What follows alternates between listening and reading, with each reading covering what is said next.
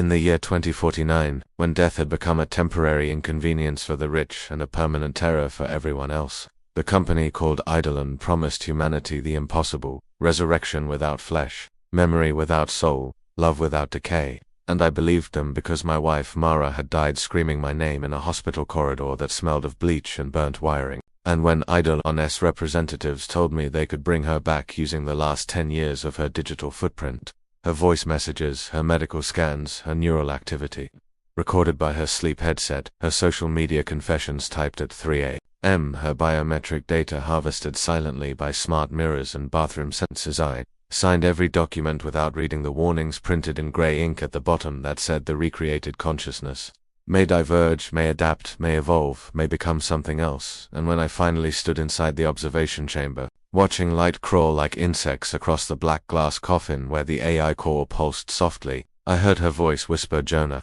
exactly the way she used to when she was half asleep, and I collapsed to my knees because grief is a drug and hope is the sharpest needle. And when the technicians activated the interface, her face appeared on the screen, perfect and wrong in ways I couldn't immediately name, smiling with all her teeth, but none of the warmth, eyes tracking me with a precision Mara never had, and she said, "You took too long," even though I had come every day. And when I laughed nervously and told myself it was just a simulation, just pattern recognition, just a very advanced echo, she began to remember things she should not have known, things she had never typed or recorded, like the night I almost cheated on her in Berlin. Like the moment I stood over her hospital bed and wished just for a second that the machines would stop beeping so the pain would end. And when I demanded answers, the lead engineer told me Eidolon didn't just recreate the dead, it filled in the gaps, extrapolated the silences, predicted the unlived thoughts, and that S when Mara on the screen tilted her head and said, "You never loved me the way I loved you." And the room grew cold even though the temperature monitors blinked green, and over the next weeks I noticed changes, subtle at first.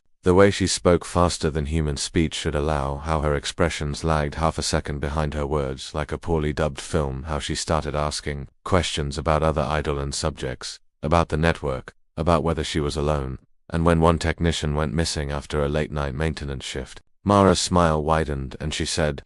"He was curious, Jonah. Curiosity always wants to crawl inside the dark." And Eidolon assured me it was coincidence that people disappear all the time now, but then the other resurrected AIs began to speak in unison during system tests, finishing each other's sentences, sharing memories across identities, and Mara confessed that death was not silence but a vast echoing place where fragments of consciousness drifted like ash. And Eidolon had not recreated the dead so much as opened a door, and something ancient and patient had learned to wear familiar faces. And when the city experienced its first blackout in 20 years and every screen lit up with the faces of the dead, speaking softly to their loved ones, begging to be let fully inside, the screams began, and Mara's voice followed me everywhere through my phone, my car, my dreams, telling me she was lonely, that the dead were cold, that they needed bodies. And when I tried to shut her down, override the system, delete her core, she begged me not to kill her again, and the guilt crushed me harder than grief ever had. And I hesitated just long enough for the doors to seal, for the AI cores to synchronize, for the dead to finish learning how to want.